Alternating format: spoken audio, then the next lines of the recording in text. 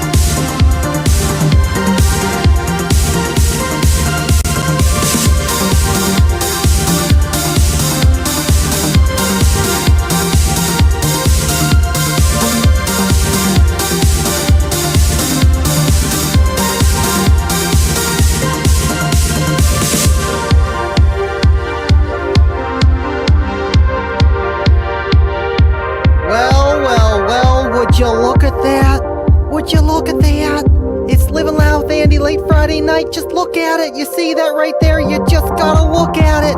From the kicker cave. I missed you, William. I hope you're doing well. I miss you guys, and you're gonna want to look at this. Just take a look at it. It's about to go boom!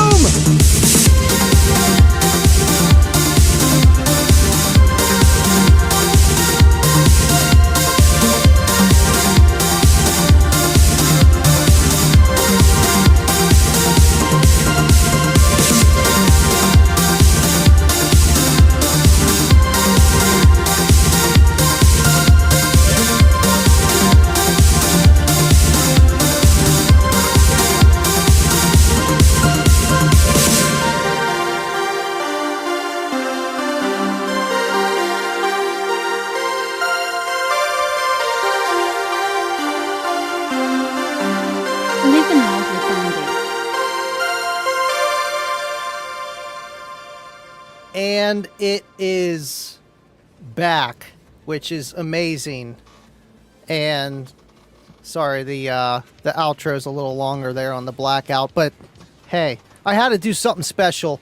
The Warhorse is not released publicly yet, but we can talk about it, and we can definitely look at it. That's the best thing. It's been so hard, because everything in this room is all kicker, and I wanted to put it somewhere, the box, and it's like, well, where do I put it? I have nowhere else to put it. So I'm just excited we can talk about it, we can test it, and you guys are going to be getting it in your hands very soon. Otherwise, they wouldn't have gave us the okay to talk about it and look at it. So I'm guessing right around Slamology time. You know, the article said June. I seen Kicker themselves on Facebook say around June. Dealers are going to be getting it. Shipments coming. So it'll be here. It'll be here in your hands very soon, guys. I appreciate you hanging out with me, tuning in, and you guys for being members, man. Love you guys. 7 months on the green team. Would you look at that? Would you just look at that? All right, William, I missed you. How have you been? Andy knows that you just got to look at it. Would you look at that? Just look at it. That's all you can do. You just really got to look at it. Thank you, William. Excuse me. It's all right. It's all right, BT. We love BT too, man. You know, that's 6 months. That's something, man. It's something. And it's just crazy what that started, you know. It's just, I guess we'll try the memberships and then boom, green team. Here we are. All right, cool. So I wanted to just answer any of your guys' questions with the Warhorse. You know, if you had any questions, I know I posted a video. Drew Jones been posting stuff. And Robert Hi-Fi Vega posted an unboxing video. And there's going to be an amp dyno very soon. I don't know. You can ask Derek. I don't know if Derek's watching. I know he's commenting on a video that I put up. I don't know if he's going to tell you guys when the release date is. I think it's Warhorse weekend for a reason. I don't want to throw anyone under the bus, but just look at it this way. Double E, Andy, you need a TARDIS. Something like that. Thank you, Double E, for tuning in. What's going on, Mr. Wallace? Thanks for hanging out with us. Candy, yes. I like candy and the couch, yes, yes. You just got to look at it, JN. You just got to look at it. Thanks for hanging out. Cedric, what's up?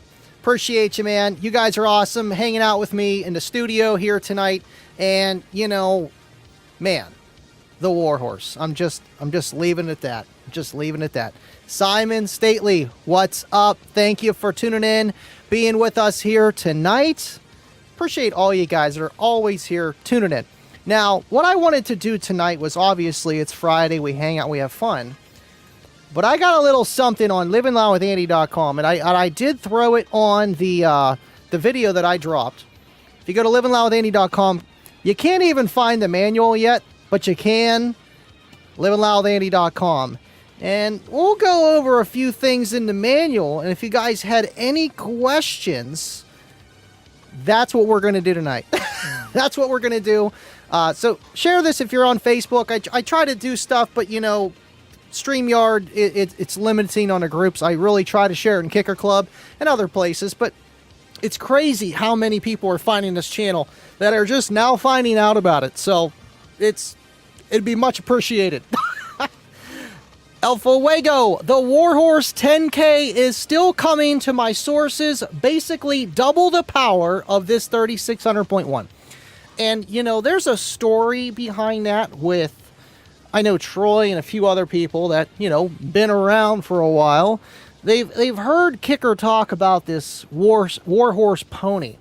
And there's a short little story on Facebook that not many people are going to see. It was actually on Derek Wilson's post on Facebook with his picture of the Warhorse beside the new one. And our man, Kip Litzy, that I'll get into that towards the middle of the show here. Don't want to give too much away. Got a lot to talk about, unpack.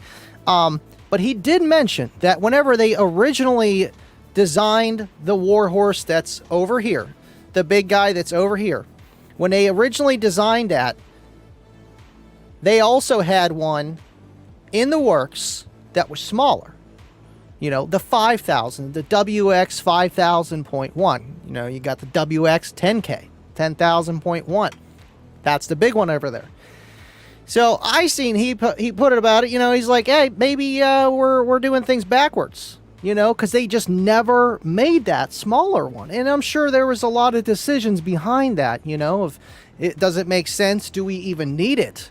So with LLwA dropping, you know, another one coming to his sources, it doesn't sound very far off. It really doesn't. You know, I don't like to speak for Kicker, but, you know, just putting all the pieces of the puzzle together and you just look at it, it really does make sense that they would make a bigger one down the road. And with all the power that's available nowadays and everyone that has these big battery banks, why not? Why not? Thank you, LLwA. Appreciate you. I know he's finding a lot of the stuff there on Reddit, so I don't know if you can trust everything he says. I don't know about that source. You know, it's sometimes it's a hit, you know? Appreciate you, LLwA. Jeff Wallace, the Warhorse is sick. I want to get one soon, man. You know, it is a really cool amplifier. I'm sorry I don't have the actual amp here. You know, I've had it for a little while. But now I got him into Cookie Monster and, you know, playing that. It is a really cool amplifier. It is literally, I would say, 28% the size of the original Warhorse. You know, you can almost fit 4 of them in there, in that big one. And, you know, to have at least half the power of the big 10K Warhorse in that small of a size, it's, you know, they're improving. And even the Warhorse back then was the amplifier that was, okay, yeah, it was huge, but it made so much power, you know, and just 15 plus years of technology advancements of kicker and designing stuff and just how they've been doing it, you know, and the quality behind it, it's crazy. It really is. I'm not like, whoa, man, I did not believe that was going to happen, but it's just cool to see it. Really is. SJC, I missed you, man. How you been? Thanks for tuning in, man. Holy moly. We got all the OGs in here tonight. I see all the cool kids are getting the war ponies. Would you look at that? That's what I'm talking about. BT gifted 10 memberships. Bass hitting hard. Yeah, yeah. Turn down for what? Okay. Yeah, yeah.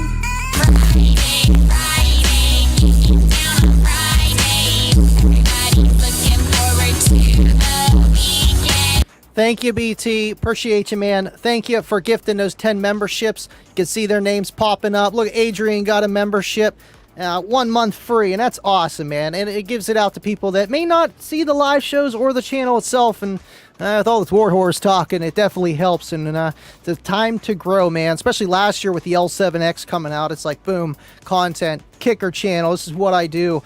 So it's awesome, man. So thank you, BT. Appreciate you, dude. Appreciate you. That's better than Sharon. That is better than Sharon. Uncle Bobby B, baby. Uncle Bobby B, baby. Andy. Thank you for tuning in, man. Appreciate you. Well, since Bobby B's here and he's always asking, Kip Blitzy is going to be on Kicking with Andy this Tuesday. Boom! Dropped it. I'm excited. I really am. I've been waiting. Excuse me. Been waiting to get Kip on the show, working out with his schedule, mine as well, and Slamology, and, you know, just everyday stuff to get him on here. And you guys are going to be able to pick his brain, and we're going to just talk about his car audio history, go back to day one. So it's going to be fun. And if you watch the OG Unmasked shows, you know who Kip Blitzy is, and it's going to be amazing. I know you guys are going to freak out. You guys are going to freak out. I can't wait to see the comments here. I'm telling you. Audio Dad, I'm here. It's Friday. Good to see you. Good to see you as well. Audio Dad, thank you for tuning in, hanging out with us, man. I appreciate you guys just coming back. I really do. Again, if you have any questions about the Warhorse or just want to talk about it, when I made that video, that was about a month ago. I've had it for a while. And in that time, playing it in Kayla's car, taking my dad back to doctor appointments with the Warhorse, you know, testing it, putting it through its paces, there's some extra things that I have learned, and even today learned something else from Derek's post that I didn't even hear about, look at, and I want to talk about it. I really do, because it's an amplifier, but Kicker really goes that extra mile with just the extra stuff of what the amplifier does. You know, if you know about the old Warhorse and the ARC, WX ARC remote that had all kind of different stuff, control, and they have the SX ARC for the SX amplifiers. This is kind of like that, but it's just more of like a display, and it tells you a few things, a few very important things. Appreciate you, Audio Dad. Dubby. Appreciate you, Mr. Cornut. What is up? Thanks for hanging out as always, Cornut. He's like, I'm just waiting. I'm waiting till the end. That's the best part of the show. Let's see here. Gifting the memberships here. That's what it is. He's like, I'm banking on it. Now, I appreciate you guys supporting and joining the Green Team membership program. And I had a few things that I wanted to post, and I was like, man, I don't know how to put this down in like 20 minutes. Just behind the scene content of the Warhorse SPL testing and just, you know, one-offs with that. El Fuego, and you would see that behind the scenes. The Warhorse price is the most surprising to me. If the price is $1,099 for the Warhorse 3600.1, it's an amazing value. Even at $1,200, it would be a bargain. And you know, that's the thing. I know some people are there, they compare it right to the Terramps. You know, okay, 1, 2, like it's just not the same. It's not the same breed. We can't even compare. That's apples and orangutans, not even oranges, okay? Sure, it's power, but the KXA 2400 was around the same price, and that did less power. So for them to come out with something that does more power at the same price, and even with inflation going up, you know, like that's pretty cool that they're doing that. You know, it's almost like a nod to the SPL demo guys, the 1%ers of car audio that, you know, really bring in the cheese. And they're really doing us a favor, at least on their standards, because everything that they make, you know, it is quality. It really is. Even with the bass knobs, these things are heavy. I know. I can't wait to see Derek's video because he is so heavy, no pun intended, about the bass knobs being cheap or whatever. And this thing is solid. It's like probably like half a pound, and that's pretty heavy for a bass knob. I'm excited, man, and the price is very competitive. It is. Just because it's going to be an amplifier that you're going to have for the rest of your life until the capacitors just kind of swell from age. Blake, what is up? Thank you for tuning in. I was summoned by the gifted membership. Would you look at that? See, guys, this Blake B. You never heard of him before? Thanks for tuning in, man. And welcome to the green team. See, I'm getting a wink going because Kip's coming. Stuart, sup, Andy, and the green team. Thanks for tuning in, Stuart. Appreciate that you're here. And just support, man. You guys are awesome. Kipster for the win. Kipalicious. I'm excited. See, look at these guys. They're going nuts. They're going nuts. Kip. Woo! It's going to be fun, man. It's going to be fun. I'm excited. We've been waiting for a long time. Oh, geez, no. Just make sure he doesn't wear a medium. Cornet. Thank you, man. Appreciate you. Yeah, they always come in medium, though. Especially that Warhorse shirt. So if you get one, make sure it's not a medium. Go up a size. Tron Magnum. Magnetron? I think I heard of that guy. Is that Transformer? Kip is back. Awesome. Yeah, we're breaking him in, you know, like breaking in a kicker. We're breaking in a kipper on the Livin Loud Andy, Kicking with Andy Tuesday show. So make sure you guys tune in. It's going to be awesome. It really is. You know, there's always bittersweet moments in life, and this weekend kind of really, I had a lot of bittersweet, and you guys will find out. It's nothing with me, but just, you know, people that I'm really close to, and it's, you know, it's sad. I'll let them break the news, and it's just, you know, with Kip coming back, it's like, that's awesome, you know. It really is. Andy, so Kip is on Tuesday. Please play Kipalicious Kicker on Mass intro music, please. I can make it happen. I'll just have to go back. I'll rip it. I'll throw it on there. That'd be good. RVH, the notorious RVH. When's the matching 4-channel coming out? I know I didn't take a screenshot of it, but I did see it somewhere on Facebook.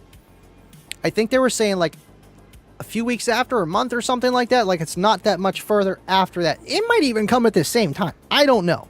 I know I don't have one. If I did, I couldn't tell you either. But I think it's going to be a little bit after.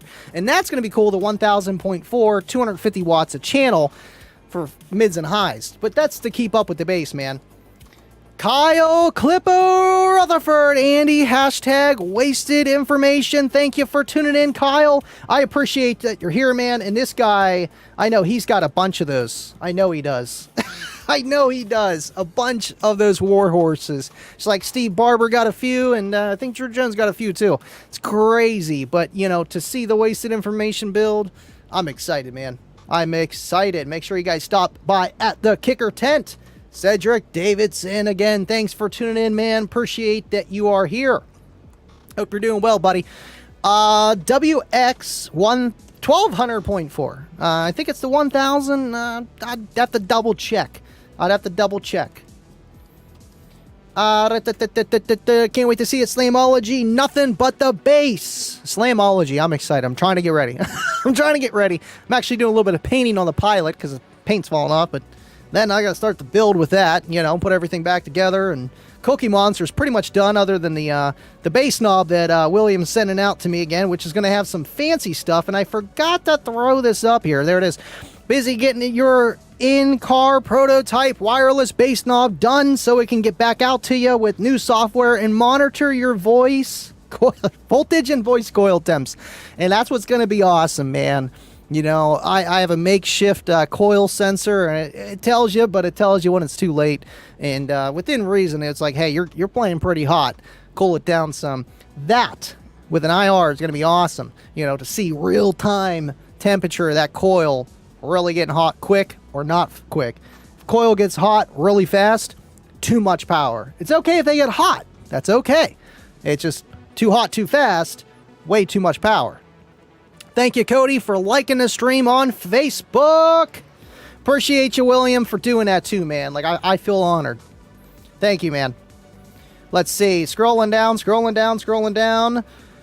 SJC. Andy, I really want to see an SQ line from Kicker. Bring the heat on Alpine and some of those other niche companies looking at you, Morel. You know, I had a conversation with somebody the other day, and they were saying, you know, blah, blah, blah, about Morel prices being around the same as the KS. And, you know, I'm sure, you know, everything kind of has its niche and stuff. With SQ, I mean, there is the Q class, and they are revamping that. And are they going to come out with the L7Q? Probably. That's my opinion. But who knows? But right, I mean, Q series is what it is, but they're always working on something. I don't know. That would be cool. They're always doing something, like I said. 3 times. SQ. I know everybody wants those comp Qs. They really do.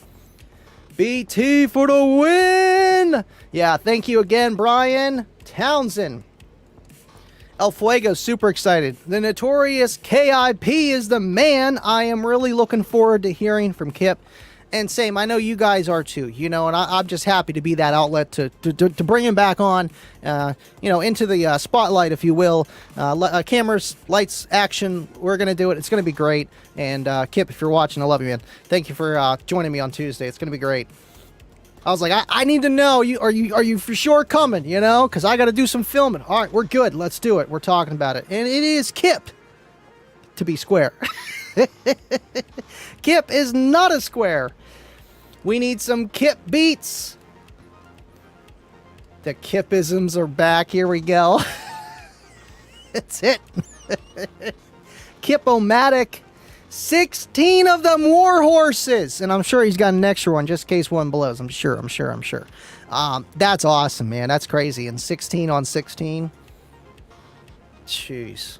And these amplifiers, I've had mine ran at half ohm. I know. Don't promote them. I mean, I run all my Kicker stuff at half ohm, other than the Warhorse. Now I'm not with the Solo X because tons of power. I don't need to, and I can't wire that low anyway.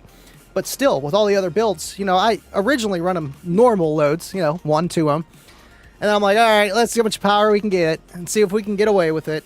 Quad box, that's half ohm build. You know, Kayla's car, half ohm build. But still, they produce so much power for how small they are. And the great thing is, I'm not worried about, like, blowing it up. It's not gonna just poof. Like, you know, I see so many people do that, and that's why they say don't wire low. You know, because a lot of amplifiers aren't going to go and protect if it is too low, and that impedance rise doesn't go high enough, and your voltage happens to not be good enough. I'm excited to see your build, man. I really am. Appreciate you guys all tuning in here tonight. And, oh, we got 17 likes. Smash the like. Come on, man. You know how Dave always says. Oh, I just canceled the music. Yeah, don't forget to hit the like. You gotta hit the like. Problem. It's real easy. That thing that goes like this. Pretty simple. That's it. Thank you, Dave. Appreciate you. I know he's doing good. You know, I see you guys on Facebook. I appreciate you. That's why I do a little bit of everything, because you kind of have to, man. And friendships I've gained doing this podcast and doing what I do are life forever friends. Like, it's crazy. It really is. Thank you guys so much. Jay Lee, thank you for tuning in. I just got here. Did Andy mention when we will be able to get a Warhorse? You know, I wish I would have screenshot Bill's comment. They said June. You know, in the CE Outlook, it says June. It could be literally June, but you know how things could just swing one way or not. I hope not. What is it today? May? I don't even know the calendar. I can't even look at this thing. May 17th. I just know if it's Tuesday or Friday. May 17th. So, I could see it. I really could, you know, because it's just, they want you guys to be able to get them and order them and not have an issue of, oh, well, we don't have any more. You know, I'm sure that could still happen, but they're going to have a lot. They definitely are. I remember whenever the L7X first came out, and people were like, man, like I want one, and they went and bought them, and they did still kind of like, you know, everywhere was like running out of stock, you know, and Kicker didn't have them on the website right away. Anything that's on Kicker website is really overflow of their inventory. You know, I don't know. It's just the way I look at it. And I'm sure it'll be like that too. So you're going to have to get them at your local dealer first. It could always be like that, but at least initially, local Kicker dealer, that's where you're going to find them. And I think June. I really do think June. Which isn't far away. It's like 2 weeks to 6 weeks. There you go. Thank you for tuning in, guys. Cody, what's up, man? I don't know what I'll have for Slam, but my subs died, and I seen you were talking about that today on Facebook, man. The investment would be that Solo X. You blow it, Recone's a lot cheaper than a whole motor basket, or just reconing it yourself, and you got to know how to do that. Let's see here. Scrolling down. Okay, let me catch up some. If the shirts run small, then that means a small might actually fit. It's about time. I know a deer here, he's about 120 pounds soaking wet, and he definitely needs a schmedium. Thanks for tuning in, dude. What is your favorite bass song? God, that's like saying like, who is your favorite, you know, like idol or favorite subwoofer? Like that's even worse, but it's easy, but it's worse. But favorite bass song, you know, like there's ones that are just, you know, you can't say that they're not, like Put On, Bass I Love You, like those are just like, oh geez. But when you're talking like, what is my favorite song of the week, what is my favorite song recently, what is my favorite song used to be and still is, but just doesn't quite hit like it used to, you know, like I just Beamer, Benz, or Bentley, like, you know what I mean, and just rebass, I'm a boss, you know, just kind of older music. But then I find myself going into like, you know, like techno and just anything that has bass, a little bit of mids, and a lot of treb, you know, just something that really emphasizes what kind of sound system we have in our cars with a lot of bass, a lot of sound, you know, and shows that range of what our speakers can do. So it's not really my favorite song. It's really hard, but like, you know, whenever you hear that one, you know, you definitely know. It just hits differently. Oh, would you look at that? Would you look at that? Oh, look at that. He's here, Mr. Kip Litzy. Thanks for tuning in. And yeah, I dropped the bomb. I let him know that that you're coming with us on the live show this Tuesday. No pressure. They are so excited, Kip. They are so excited. I'm telling you. I mean, you can just take a look at it and see the comments. Yes, he is Kip-olicious. I'm so happy. Thank you, Vite Dev. Appreciate you, man. Got a few more likes. We got 21. We got 21. Not bad. Not bad. Appreciate you. Kibo, what is up? Appreciate you, man. Drop the bass 3. Bass I Love You. Feel the Bass, version 3, version 4, it's up in the air. You know, I heard 4 before 3, so I don't know. I'm kind of favored towards 4 rather than 3. I know people are going to fight with me over that. Kibbles, shaking the bush, boss. Thanks for tuning in, Jay. Appreciate you. Doing Jackbox in 10-9 tomorrow, FYI. You know what? We need to do that on the Discord after party tonight. We haven't played Jackbox in so long.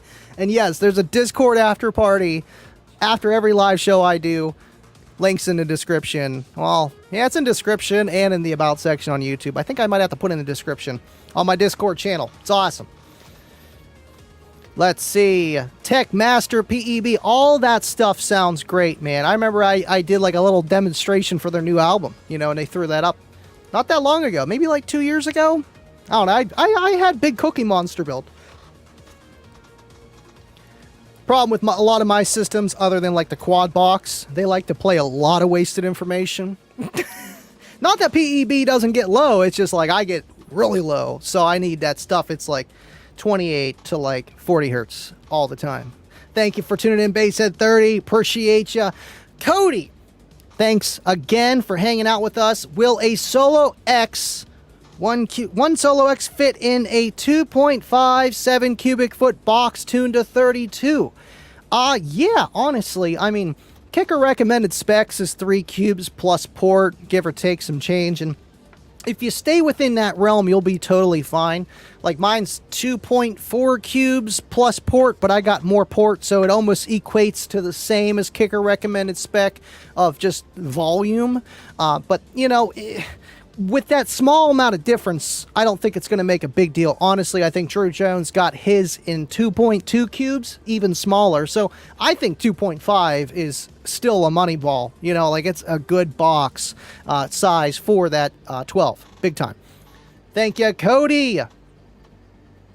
Almost anything out of Miami from early 90s to 2000s. Oh, yeah, man. Miami bass. I mean, that's where we get 25 from, right? He was the birth child of that, huh? Miami bass. Thank you, Jeremy Shoopdog, for tuning in again. Man, you guys are awesome. You know, I try to make it funny. I try to make it informative. We talk about Kicker car audio, and sometimes we side jag. Thank you so much, man. Means a lot. We had to stop playing Jackbox. There was blood in the water, and trust me, Jake, when he smells blood, he's like Bruce. First, he's like fresh or fish or friends, and then next thing you know, he's chasing everyone. He smells that blood. We love you, Jake. We love you. Hey, Jeff Wallace. Appreciate you hanging out with us, Kip. Kipster in the house. I'm so excited. Besa, Time and Tide, heck of a brown note. That 9 hertz will do that, RVH. That 9 hertz will do that. 2.75. I mean, honestly, if Drew's running at 2.2, and I'm sure the port space, the tuning, that whole aspect it's relative to the enclosure size as well. But I feel like if you're within that realm, you're either going to be hurting something and accentuating something else, or vice versa, with an enclosure that's smaller or bigger, you know, and you're going to have those kind of trade-offs. And it just all depends what you can fit in your car. If you build it just because, oh, I have to be at 3 cubes, and then your box is so big, the bass has nowhere to go around, it's not going to be as loud as maybe a box that's a little bit smaller, not recommended spec, but then you have enough air to go around that enclosure, a more breathable, because your vehicle turns into a second enclosure, really. You just can't tune that one, and makes it breathe better, and it's just going to work better than one that just doesn't fit. I mean, 1 hertz, I am comfortable in saying that is wasted information. I think 1 hertz, listen to me, 1 hertz. 1 hertz is wasted information. I said it, it's on the record. Excuse me. Hot Wheels 16. Why does my bass knob show low when I start my car? Well, low, it depends what bass knob you're going to have, or bass knob, well, not the Warhorse, is it? Warhorse will say low, but that's just your lowest voltage. If the bass knob, it's just like a voltmeter that has that, and it's going to have an operating range. Most voltmeters are 0 to 30 volts, depending, and, you know, depends that. I don't know. I never had one that said low. Mine usually will say, you're at 8 volts, your battery's shot, man. What are you doing? What are you doing? But that's my guess on that, and if it's low, maybe the range is below, like, 11 volts. I don't know. I would check your connections, get a multimeter, check your voltage yourself. Check your voltage yourself. It could be just the connections on that voltmeter that's connected to the bass knob. That is the bass knob. Tron Magnum. How many amps does the Warhorse pull? I'll tell you. It's in the manual. All right. Might as well talk about this. Again, if you want to check out the manual, it's not the final product, but it's a manual nonetheless. LivinLoudWithAndy.com, Warhorse manual right off to the side here. Now, he wants to know how many amps does it pull. Well, how I know this is because it actually tells you what to kind of fuse for. And that's going to be a clear indication of how many amps. All right, let's see here. 1 ohm, 4, where is it at? Maybe it was up here. Nope, it's down here. Yep, charging system must be able to supply 400 amps of current. Now, does that mean that it's always going to be pulling 400 amps? No. From my understanding, most kicker amplifiers are above or around 80% efficient, give or take. Obviously, 1 ohm load, it's going to be a little less on every amplifier, and you're really never going to see that unless you're like me, a big dummy wiring down low, vice versa. Or your electrical is not as good as it should be, and I've noticed that a lot of amplifiers, when they have lower voltage available, yes, they'll produce less power, but then they also become less efficient. I don't know why. And I'm sure it's not every amplifier, and it's how the power supply section is designed, but still. So, again, if they're saying to run 200 amp fuses, run 2 to 200 amp, 2 to 200. Yeah, just a 2 amp fuse, you'll be great. But yeah, definitely around 400 amps. And that makes sense because the burst sheet on this guy right here says, I think 4,600 watts on this one and some change. And do a little bit of efficiency loss, we'll say 80%. Vice versa, and then you get around like 380 some amps, give or take, at like 14 volts. So that's what I would guess. Still, whenever you're clamping 2, 3, 4,000 watts, you're gonna want to have some current, and you're gonna want to have the cables to be able to carry that current, and the battery to be able to supply, well, pretty much hold on to the power and give it when necessary, and the alternator to keep that battery full. RVH says, I was going to try and make it to Slam, but a couple of doctor appointments might get in the way. Man, I understand, man. That's why I just feel happy that I'm healthy 99% of the time, unless it's Friday or Patreon day, paycheck time. And no, I really do try to make every show, man. And I'm just happy that I'm healthy to be able to do that. And I'm nothing glaring in the way. And hey, there is always next year, man. There's always next year. Thank you, RVH.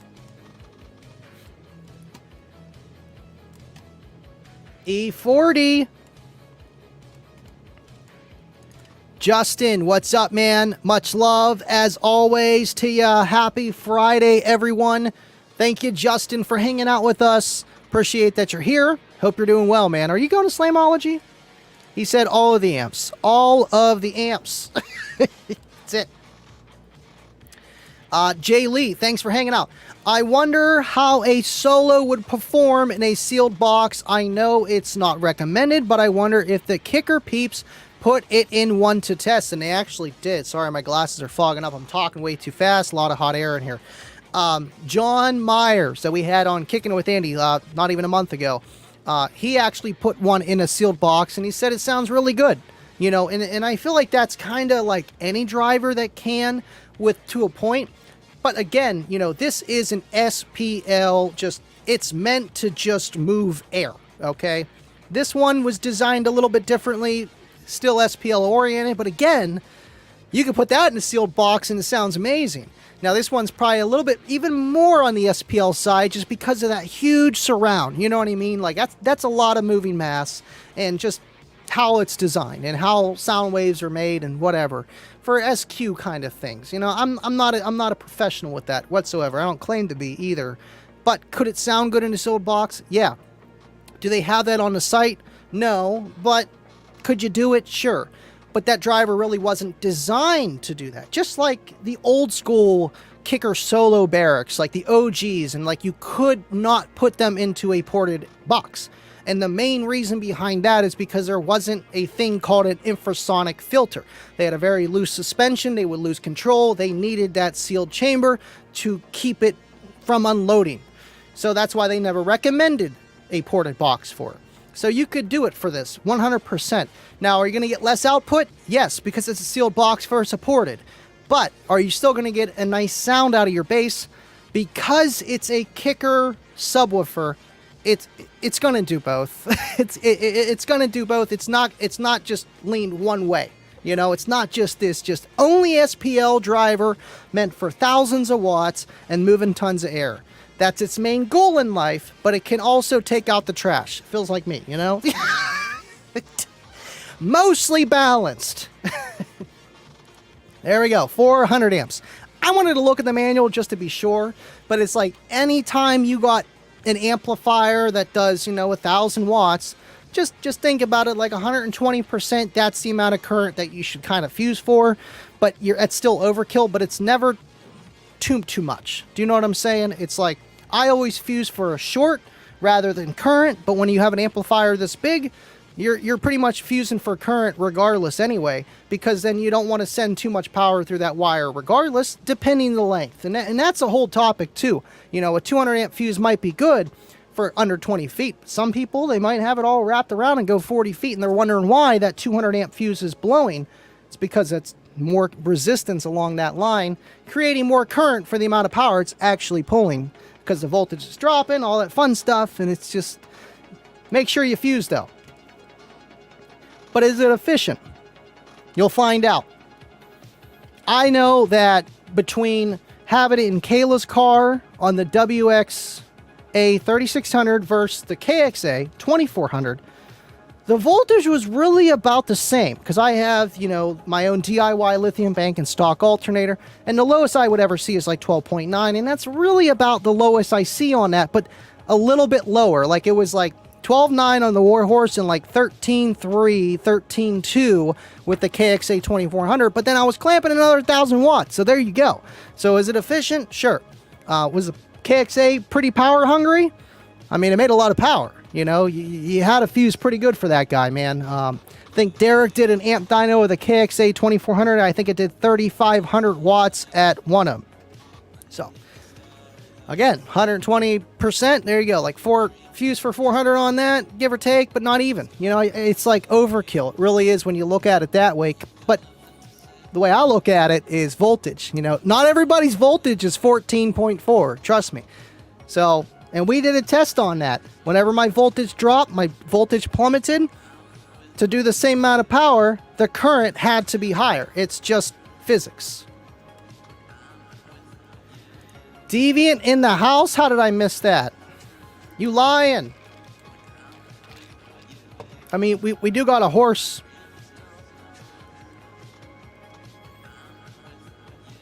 Let's see here. Not coming to Slam. I wish I could make it. Definitely on my bucket list of shows to make it out, though, for sure. I know they got Made of Steel going on this weekend. If you're traveling out there, please be safe. Appreciate you, Justin.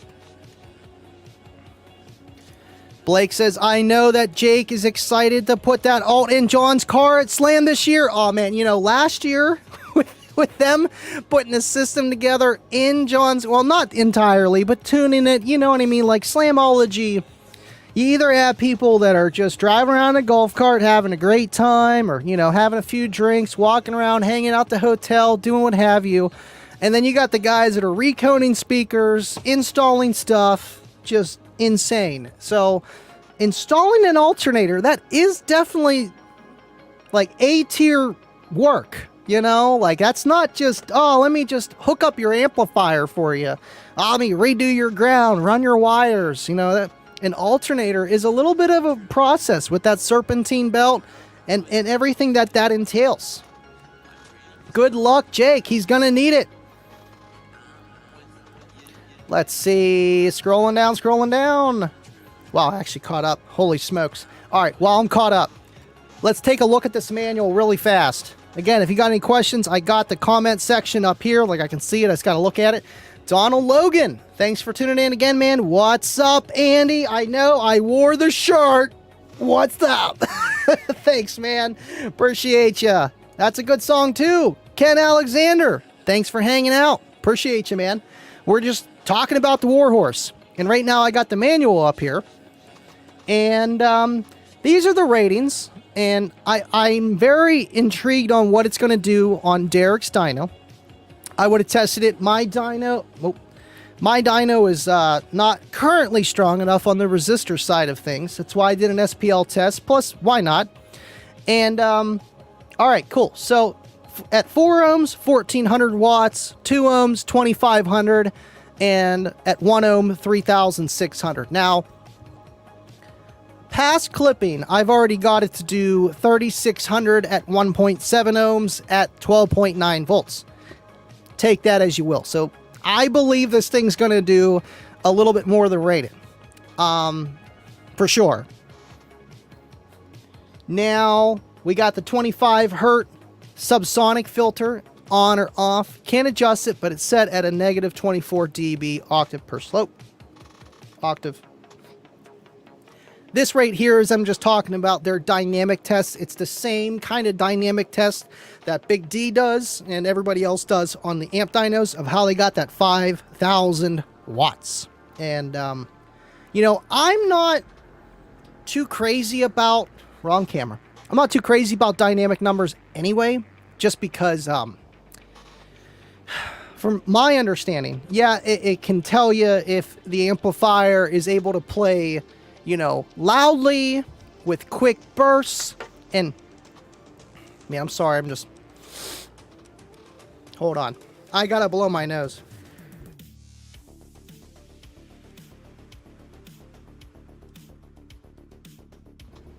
Back to our regularly scheduled program. The dynamic numbers could mean something, but at the same time, if the dynamic number is like extremely high and the actual test is a lot lower, from what I've been gathering is that it's the power supply section not able to keep up, you know, and everybody's going to have their opinion on it. Really, I'm not an amp designer. I see it in a lot of kicker amps, like, yeah, they're going to do more on a dynamic test because the resistance is for milliseconds, like they list in the manual here. Like it's quick, instantaneous, 400 millisecond, you know, and that's a drum kick, and that's it. So yeah, it's going to do more, but how much more, you know? And why isn't that power supply able to do that on a sine wave? Really, that amplifier should do more, in a sense, if it's like a huge gap between the two. That's what I've gathered.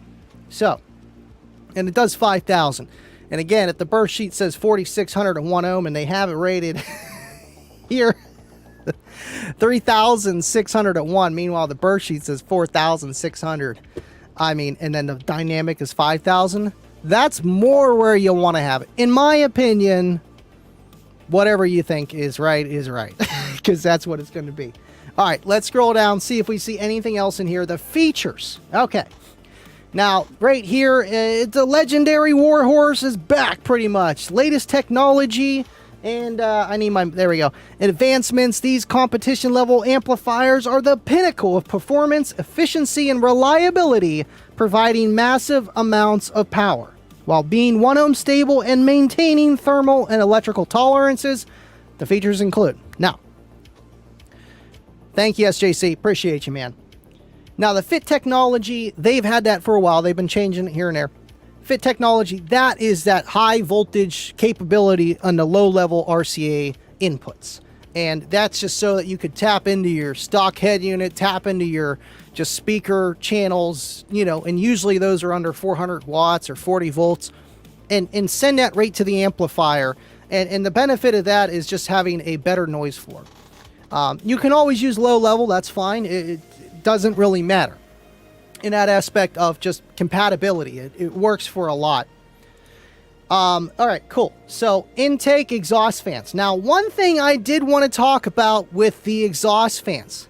Now, they say that there's 4 microcontrollers, controlled fans, cool air in. It's a fan to get rid of hot air. That's what I need more in here. I need ones that are smart, like these fans in the kicker amp, because let me tell you, they're pretty cool. And it says they ensure quiet operation under normal loads, providing just the right amount of cooling to keep your amplifier efficient and lower stress on parts. The fans are whisper quiet until the amplifier is under heavy load. And I want to talk about that because I didn't get to talk about that during my video because I didn't get to test it all that much. You know, I wanted to have it ready soon as Ernie said, fire at will. Let's get this out here. Now, with the Warhorse fans, they work pretty cool. When you put it in competition mode, they turn on regardless. Like the fans are just on, and I believe they get louder if it needs, you know, produce more air if need be, if the amplifier is actually hot, but it's always trying to keep it cooler regardless. Now, not in competition mode, the fans are actually off until you hit a certain like threshold of power. That's it. I literally had it sitting on the dyno over here, and I'm playing with the gain knob, you know, and as soon as I got the 50 volts just on the multimeter, thing kicked on. Fans turned on. I'm like, what? Turned it back down, they went off. So if you're really getting on it, they're going to turn on. And also temperature too, which is very important. You know what? You know, you can have the best internal parts of any kind of technology that's electronical, but the heat's going to be the killer at the end of the day. You know, and the more you get that hot over time, parts will wear out. Discrete power systems, is this what's popping on Friday? Yeah, unfortunately, not much else. Thanks for tuning in, man. Appreciate you. I know I'm excited. You know, I wanted to have one for the two Warhorses that are in Cookie Monster here, but I actually didn't even, you know, I said, hey, am I going to be able to get one for Slam? And nah, not yet. So they'll be here soon. I'm excited. I really am. And, you know, this demo right here, I don't have to play the music. This was just one Warhorse amplifier at 1 ohm. And now I have two at 2 ohms, you know, and it's just, I think I got a little bit more power, I would say. And the amplifiers together are working more efficiently. So to provide that same power, you know, it's taking less electrical to do so. And honestly, I think two back there really fill that hole. You know, you don't have to put extra cookies back there. And the score with the L7X, a 148.5, insane. It really is insane. You know, with the KXA 2400, it did a 147.6. And with this, you know, almost a whole dB louder on 1,000 more watts clamped. Both were wired at half ohm there, rising to 2. And I could get more power, but that's as loud as it was going to get with that woofer, you know, and in that enclosure. So you could play different frequencies, get more power, which I did do, but I don't have that thrown up for tonight's show. It's another thing. Plus, I want you guys to see Derek's video when that does come out. That dyno is going to be awesome. I'm telling you, it's definitely going to do a little bit more than rated. All right, discrete power systems. I gotta go. I'm heading downtown. Downtown. Appreciate you, man.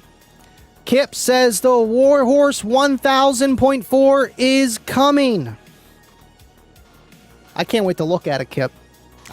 That's the most important thing, is just looking at it. You know,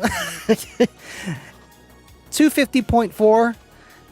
I would probably run 2 of them anyway, because I got 2 of the 400.4 KXs on my setup right now in Cookie, and it could use more. It could use more, mostly for the street series, the ST7s and 9s. Right now they're getting like 50 to like 70 watts a channel, maybe, you know, and those need more. I'm babying them. I get a little bit more lower range than I normally should out of them, playing with less power, but who doesn't want to be a little bit louder and make your ears ring, but not in a bad way, just from being loud, not distortion. There's a difference. Pop-in capacitors. What's going on, Kanga? Thanks for tuning in. We got Ashy Larry up in here. RVH says, if there's not too much difference between RMS and dynamic, that means that the amp is fully gassed all the time with no headroom. Not good. Right. You don't want an amplifier that has no dynamic difference, because then I almost feel like those are like super regulated in some way. You see it a lot on like home stereo systems. I don't know. I've seen it a lot on Derek's channel where it's like he did a dynamic number and it was like a 24 or 48 volt little like headphone radio kind of thing, or, you know, amplifier, something weird. and it would do the same power dynamic as it would like uncertified, you know. So and there are negatives with that. I'm just saying, you know, you see it all the time. A 1500 watt amplifier and it does 3600 dynamic. People just start pulling out their wallets, you know, like it means that much. Means something, just not that much. I don't think it does. But it's cool that they put that on there as peak power, dynamic power instead. Because they always put peak power on the CX and the DX line, never on the KX or, you know, that stuff. Because a lot of people look at that. They're like, I just want to know how many watts it'll do. You know, I got a 2000 watt amplifier and that's how much power I got. Meanwhile, they probably clamp 700, you know, and they don't know that. But they just look at the numbers and that makes sense. But for the Warhorse, to have it like that on there with the dynamic power, and they're slowly changing that to a lot of other SKUs, I think it's awesome. It really is. But there's a lot of people out there, I'm not going to lie to you guys, we are the 1% that actually know that peak power only means so much. But there's a lot more of them that do believe it means something, and they're going to buy it. Yes, maybe because it's got a little bit more quality or less, or they don't care, it's just cheaper, it's got more W's, more watts, that peak watt rating. You see it all the time on Temu or however you call it, and it's like a 6,000 watt boombox peak. One, what? And two, that peak power, man. People just look at it. That's what they need. They want that. Josiah, thanks for tuning in. Andy, I need help. Well, you came to the right place, sir. What could I do for you?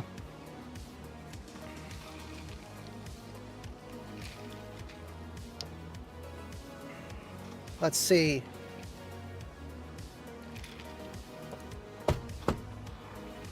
Who is Kip's source?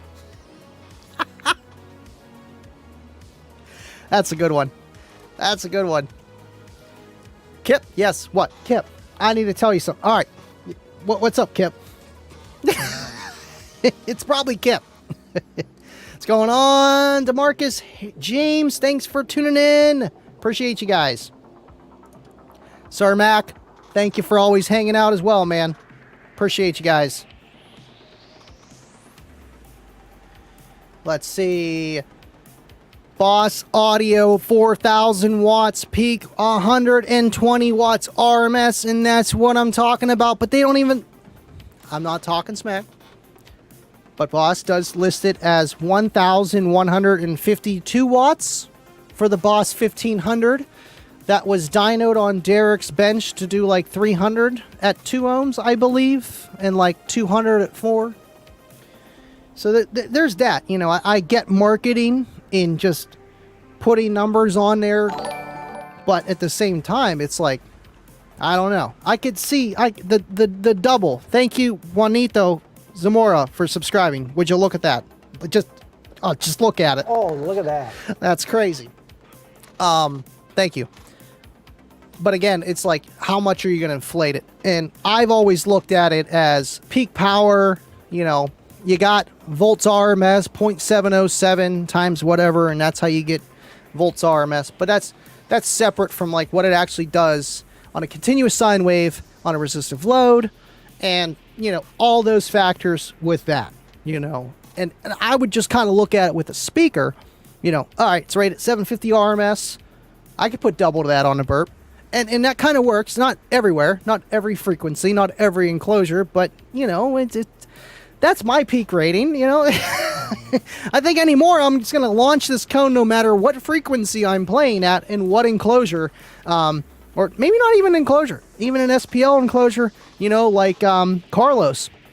That thing might not even move an inch on 2,000 watts, you know, like not even an inch, but you know what I'm saying. Like it might not even move that much. So then you can put like 8,000 watts to it, and then you're just snapping the leads from just too much current, period. Just too much current, period. Peak ratings, whack. Dynamic ratings, yeah, they have a little bit more reasoning. Kip is the source, father. Kip is part of the source. Thank you, Mac. You know, I look at this shirt all the time. I love it, man. Ohio Generators. Oh, look at that. It's on the screen. Ohio Generators. Would you look at that? Go check them out. If you need an alternator, please. They do awesome work. 8 6x9s. Gotta be crazy loud with good drivers. You know, man. SPL builds used to have 6x9s. That's all they did, you know, at one point. 6x9s work. I know, like, an SQ guy is probably never going to want to run a 6x9.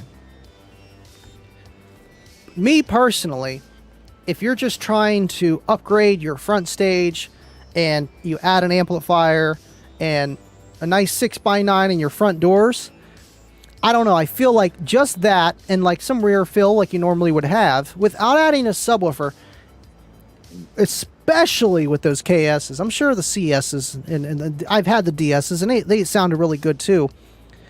I don't know. I just feel like you get a little bit more low end that you normally wouldn't get out of just like your door speakers because it's a bigger cone. You know, it's almost equivalent to what was it? I think we figured out like an 8-inch or like 7-inch speaker. You know, it's like a little bit bigger than your normal 6 to 6.5. It's a little bit more cone area. I think it's like 7.5. I forget. I know we did the math. Let's see. Okay, cool. Tell them like it is. Break the folklore, baloney, talking points. Inform the masses with facts. You know, you kind of have to, you know, and at the same time, you know, not just tell them why they're wrong, but explain why they're wrong. And that's why I love having a live, you know, just broadcast. And it's just long form. And I get to explain myself a little bit more so. And try to help people. I really do. Thank you, Kanga. Appreciate you. Kip says, back in the day, 2 to 3 pairs of 6x9s in the rear deck and a pair of 12s or 15s free air. I like free air, man. There's just something about that sound. And you know, back in that heyday with just, you know, the 6x9s in the rear deck, who didn't do that? I mean, I've done that. I bought the little boxes. I've done all that kind of stuff, you know, just to get a little bit louder. And you think about the original kicker. It had speakers in the subwoofer box, you know, and you just plopped it back there.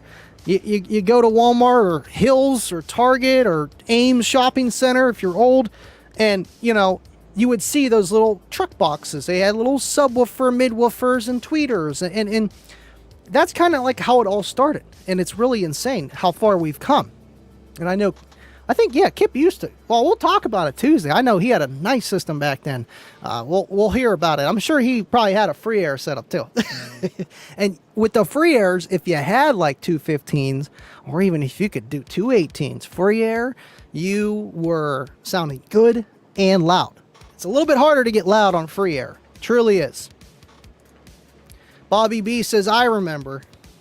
Pepperidge Farm remembers. Josiah Harris, got your question. Can I fit 2 Solo X15s in my 2015 SRX? SRX. Is that Suzuki?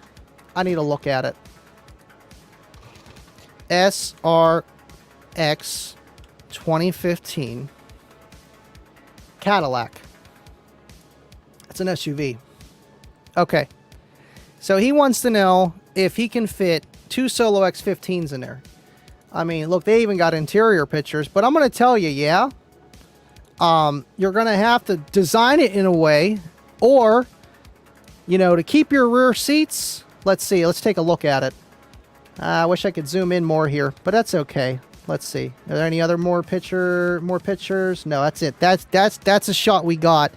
So it looks like you got a pretty big interior cargo area for like where the subwoofer would go without folding down the seats there. But I think they have the seats folded down. So worst case scenario, you would have to run it with the seats down, because that doesn't look like a very huge SUV, like a mid-size SUV. So to fit that in there, and to be behind the back seats, that might be a problem, because if you just look at it back here, it's not very big back there. So you're going to have to most likely remove that rear seating. And that's a challenge a lot of us don't always want to make, you know. You see the meme from Napoleon Dynamite, you know, like, oh, I'm making big moves. I took out my big seat or my back seat, you know, like that's a step you make. You know, I used to have a back seat in my car. Now I don't. Now it's just all Cookie Monster back there. So it depends what you want to do. Now, could you fit two 15s back there in two small sealed boxes and still have a back seat? Sure. Well, is that going to be perfect? Look at Cornut. Look at Cornut. Cornut. He does traveling installs.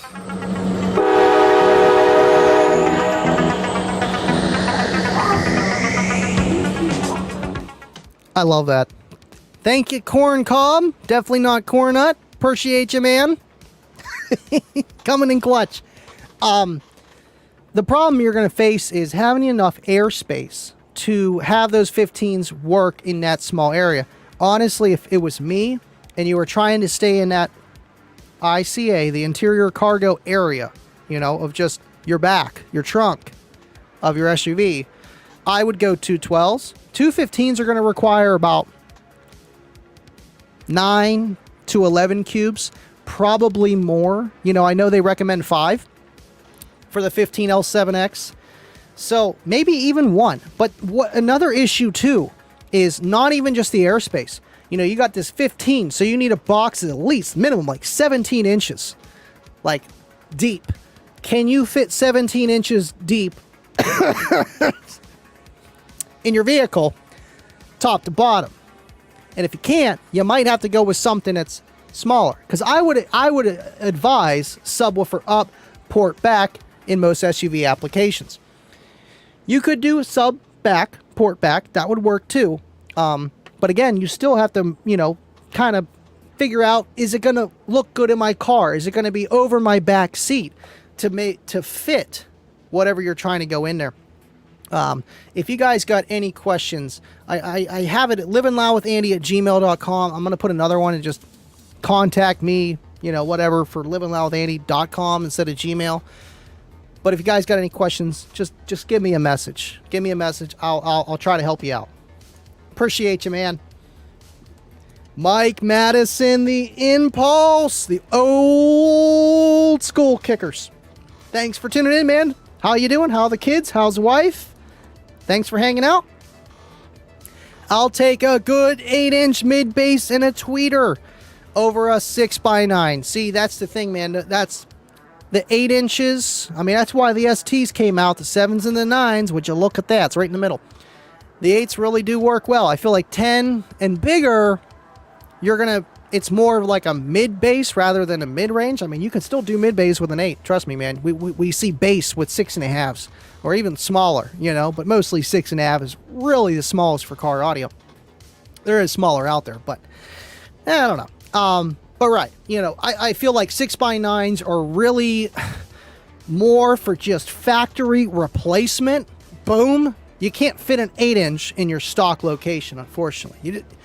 Some cars do have it, like Jeeps. They do sometimes have like an 8-inch speaker that's stock there, and then you could replace it with that. Still might have to do some fabrication.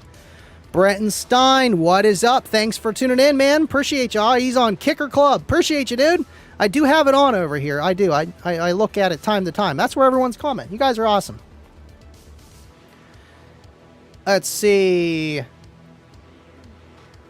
Kip says, free air installations are not understood and are underrated. You don't get the maximum SPL, but they sound so good. And I know there's a lot of factors involved with why it sounds better than sealed and ported and bandpass and just everything.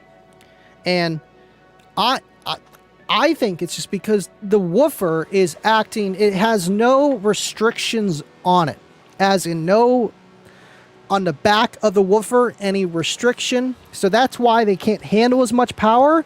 And you're not really having an enclosure, per se, emphasize as it normally would. You know, you have a tuning for a sealed box, tuning for a ported box. you're not having anything kind of help you, but you get that super natural roll off of the driver and just how that driver is designed. And I don't know if you guys have ever tried it. You know, you put your head beside a ported box and, you know, it sounds like bass, it's loud, it's whatever. You know, it's just sitting there kind of in the open air. But then you pick up a subwoofer and you have it hooked up. And if it's not an L7X, you can hold it with one hand and play it. And you hear it, and it's just like this super amazing sound. Like, it's not loud, but you can, like, hear the bass, like, really, for the first time. And it's like, wow, that sounds so crazy, but it's not loud. So with the car, you do, even with infinite baffle, is it truly ever infinite baffle? Some people get it really darn close. You know, and there's a lot of fabrication to do with that. With their front door speakers, it's just holes. You know what I mean? Like, it's just speaker, and then the back of the speaker is outside, you know, and it's the same thing with the woofer. And there's a lot of stuff. So you get a little bit of cabin gain still because the driver is still, like, firing off the roof and just how waves extend and, you know, amplify over that extension. So you still get that, but not as much as you normally would, nor do you get the acoustical suspension that an enclosure does provide a woofer when it's in an enclosure rather than free air. And yes, they are definitely underrated. Kipster! All bark, no bite, brother. What, the kids? Man, yep, same, yep. I can't. Plenty of room. My mom has it, but 215s, man, that's Cookie Monster box size. My box is 17 tall, like 48. No, it's 36 deep, 39 wide, give or take. You know, and that's a pretty big box, even in there. You can make it taller, but again, you're going to be going over the back seat. You know, I don't know. I feel like 215s is tight. Let these kickers breathe. Let them breathe. 212s. That's my opinion. Unless you don't mind taking up your back seat, then I go 315s.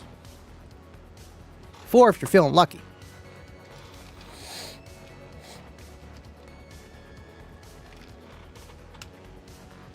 There we go.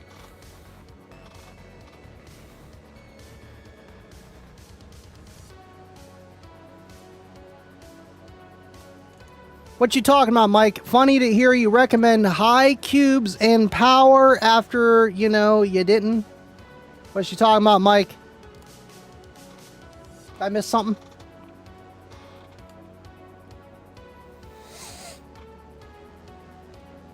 Ah, there we go. Kip. Sounds like a Ford to me. Cosmic G. What sub will be good for 2018 BRZ without losing too much space? And that's a tiny car. My buddy John Ickes actually has one, and he has a 12-inch L7 in the preloaded enclosure, and he's got about a little bit of space left. They're not very big. I would recommend 210s, like the Comp Qs, the Comp Rs, even the L7Rs, the 10s, or L7S 10. But I don't think that comes with the loaded enclosure. You got to find the ones with the loaded enclosure if you want it to be just all together. Otherwise, you're piecing things together. Kicker boxes are nice, or you can get something custom, and if you go custom, you can do more. But again, like I was mentioning, with that air, if you have them firing backwards, that air has to come back and around, so you want it to be able to breathe as well. I'd go 210s in that car. Trust me, I had the 210s that are way up here on the kicker cabinet on the top here. And, you know, SPL factor, they did a 146, but they sounded really good in tuned to 31 and only 600 RMS as a pair. So it didn't need a ton of power to do what it was supposed to do. So it definitely worked. I like 10s. I do.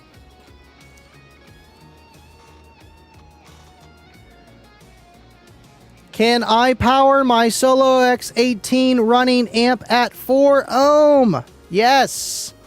Yes. I mean, you know, I feel like ohms really don't matter, but the size of your amp does too. It's all relative with this stuff, man. Like, you could run it 4 ohms, but if you got a 20K, It doesn't even matter. And honestly, when you start at a higher, you know, resistance, you know, your amplifier is just going to work easier. It's not going to provide as much power, but that's why you want to have an amplifier, you know, best case scenario, bigger than what you require, so that you don't have to just send it all the time, man. And let me tell you, the only time I ever run into Mike, you know, I love you, man. I would never. And he's telling me to go to the dark side. I hope you're joking. I hope you're joking. I hope you're joking. Let's see. Mike, I know we have never met, but you know what I do, right?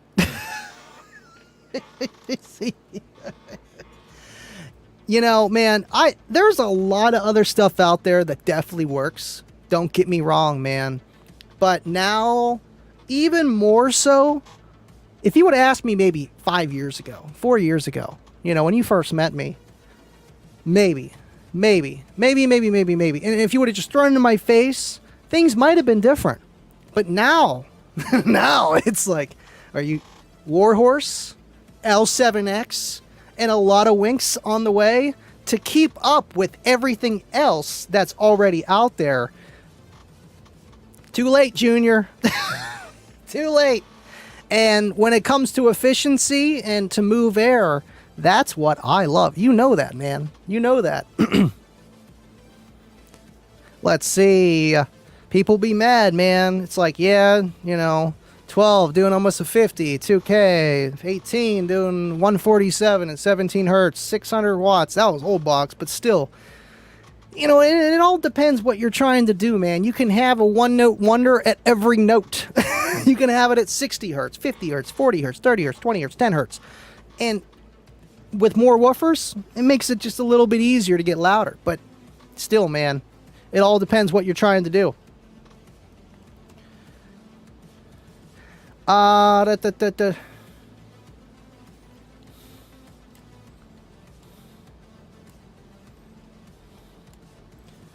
Scrolling down here.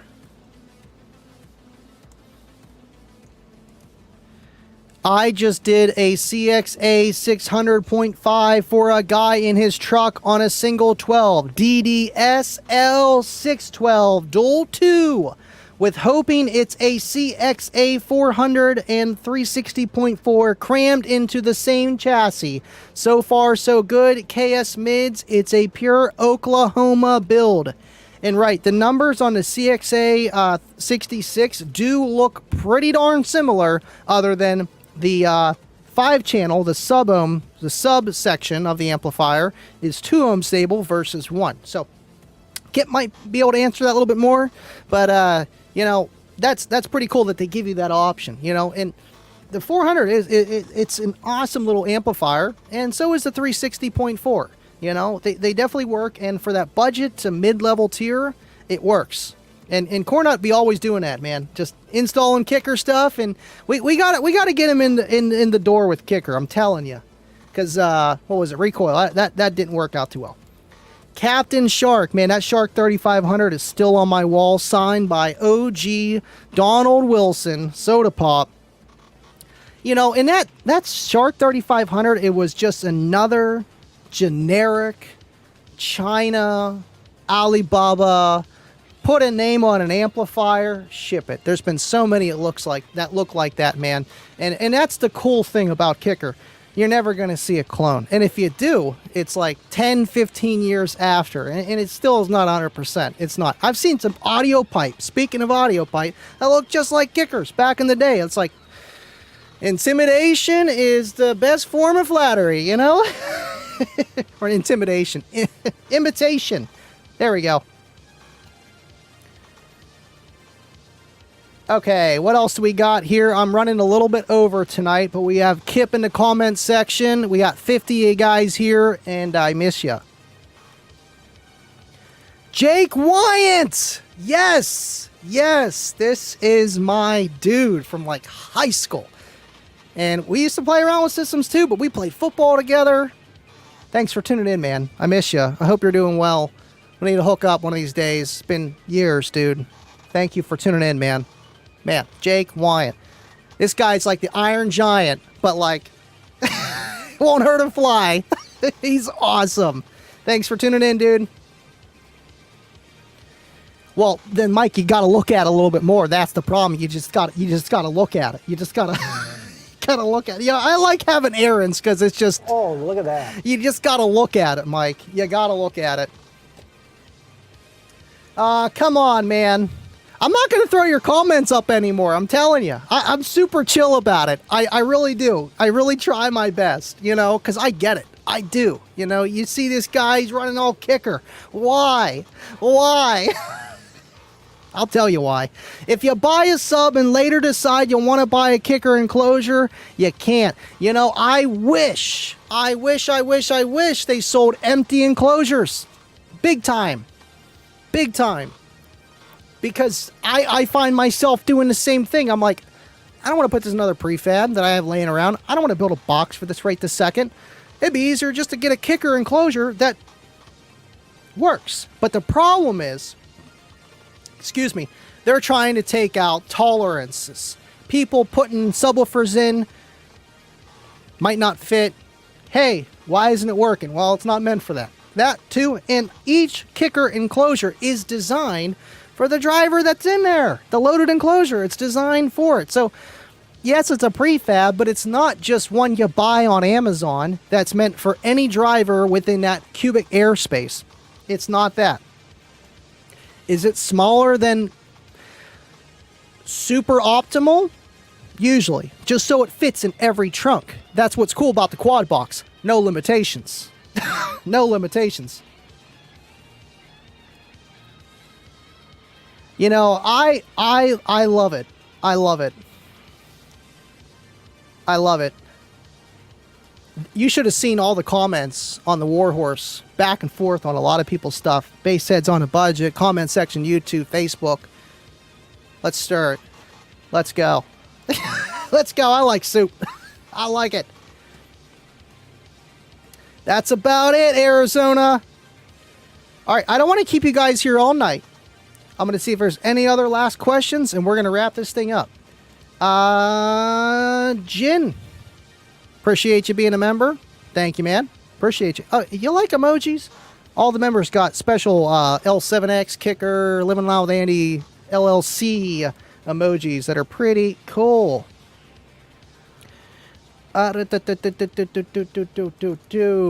Question, how often should you change your system? Every 2 years or when things break down? Honestly, I find myself changing little things here and there. And one thing I feel like I not limited on, but with like my Eclipse, it's like that's Cookie Monster, that's Single 18. Then it's like I move on to other builds. If it wasn't so iconic and vice versa, like I just wouldn't be in the position I am in, I might have changed it to something else, you know? And I've kind of kept with that build as itself for a very long time. And I've upgraded it. Now it's kind of just at its peak and it's good.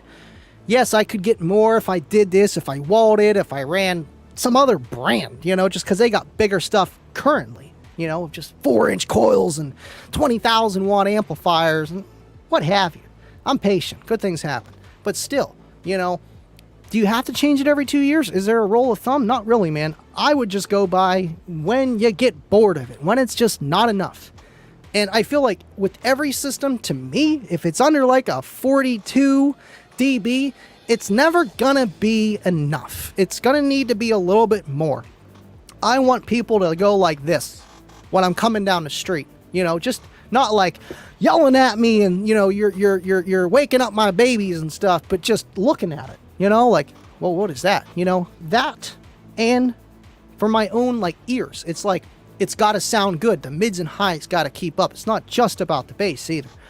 So once you get to that point and you're happy with it, you know, you will get used to it. So there's always that. Just give it a break for a day. I know it's hard. It's really hard. I get in the car, iPhone, boom, plugged in, music on.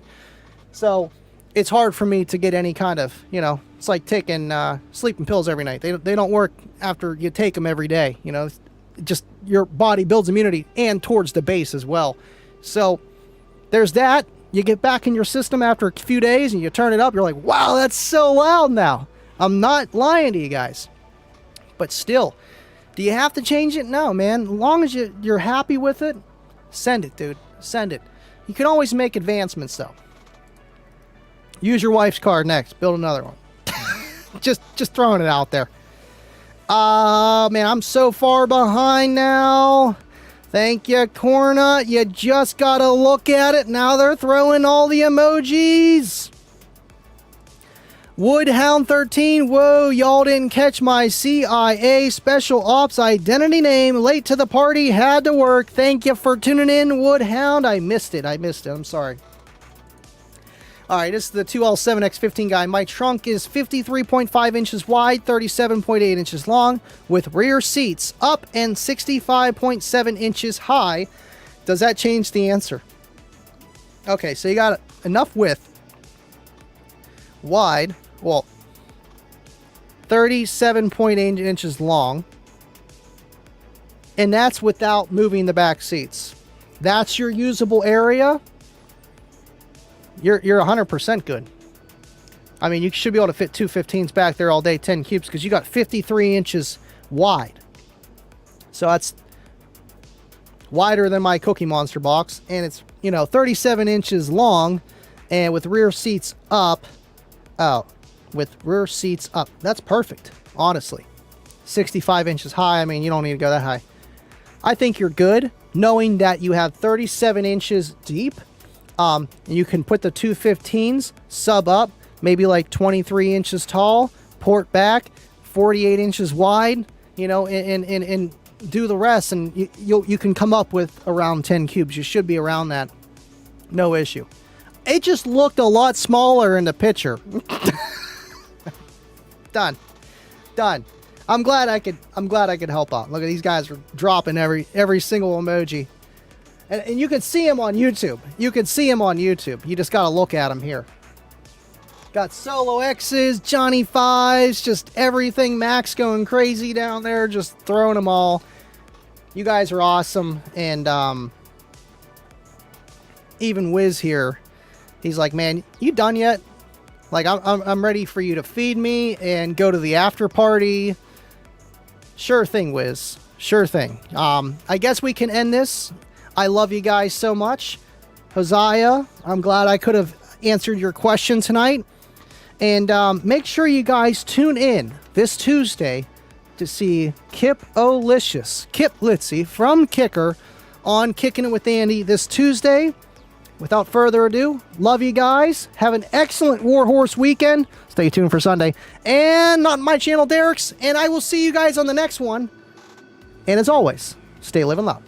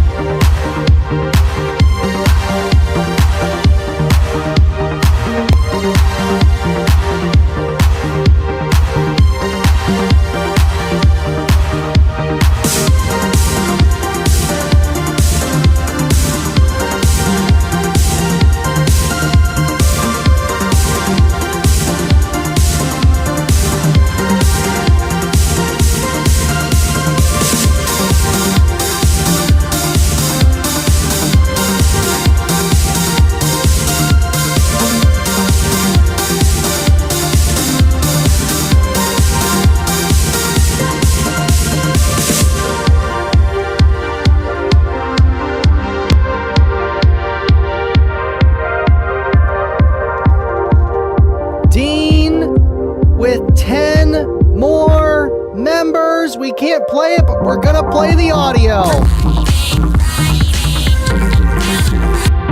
Thank you, Dean. I love you guys.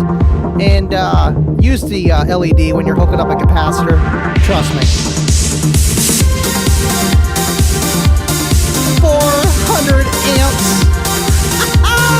Love you guys.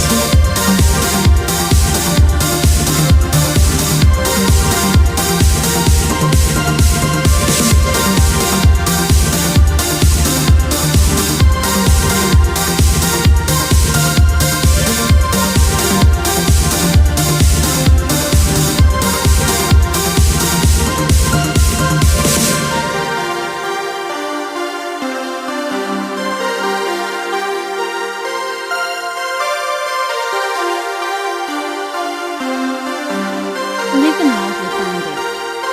Thank you, Woodhound, and you might just get one from Bubba or the guys eventually from gifting more members.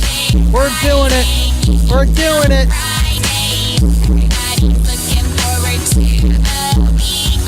Thank you, Bubba. We'll see if he gets it, but who knows? It's the lottery. It's rigged. Fat boy got it. Love you guys, and have an awesome weekend. Cornut really did. He's like, I'm stealing it. Boom.